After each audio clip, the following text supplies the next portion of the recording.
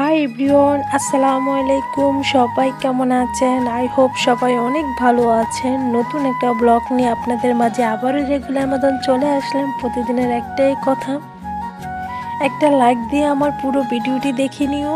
তোমার একটা লাইক তোমার মতন অনেক আপুদের কাছে পৌঁছে দেবে। আর যদি চ্যানেলের সঙ্গে থেকে যেতে চাও তাহলে অবশ্যই সাবস্ক্রাইব করে সঙ্গে থেকে যেতে পারো।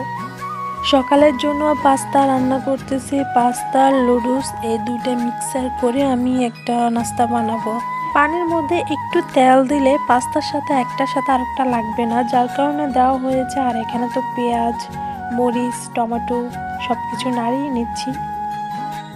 আমি যতটুকু জানি মেয়েরা কম বেশি সংসার প্রেমী হয়, কোনো কিছুর বিনিময়ে সংসারটাকে ছাড়তে চায় না।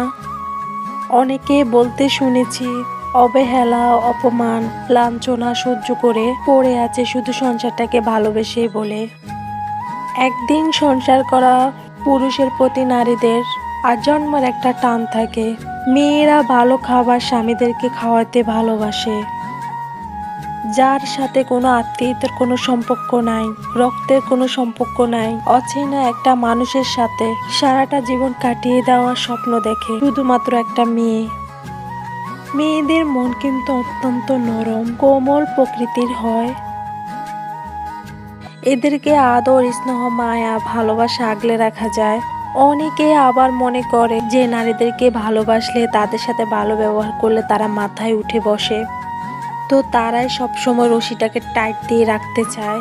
তো তাদের জন্য আমি বলতে চাই, রশিটাকে টাইট দিলে একটা সময় সম্ভাবনা থাকে রশিটা ছিঁড়ে যেতে পারে। গতকালের ভিডিওতে আমি দেখাচ্ছিলাম যে আমি বাজার এনেছি, তো ওখানে আমি হলুদ মরিচের প্যাকেটগুলো এনেছি, তো এগুলো আমি ঢেলে নিচ্ছি। আমার কাছে বেস্ট মনে হয় রাঁধুনি মশলাগুলো, তো আমি ওটা ওই দোকানে পাইনি, তো আনিনি, এটাই পেয়েছি, এটাই এনেছি, এটাও ভালো। এই কাজগুলো আমি সকাল সকাল সেরে নিচ্ছি। তো এখানে আমি রান্না বান্না করব খুবই জলদি, তাই করে নিচ্ছি। এখানে আমি সবগুলো গুছিয়ে নিচ্ছি, আর এখানে ভাতও বসিয়ে দিচ্ছি। তো আজকে পর্যন্ত ব্লগ। সবাই ভালো থাকবেন, সুস্থ থাকবেন। আল্লাহ হাফেজ, আসসালামু আলাইকুম।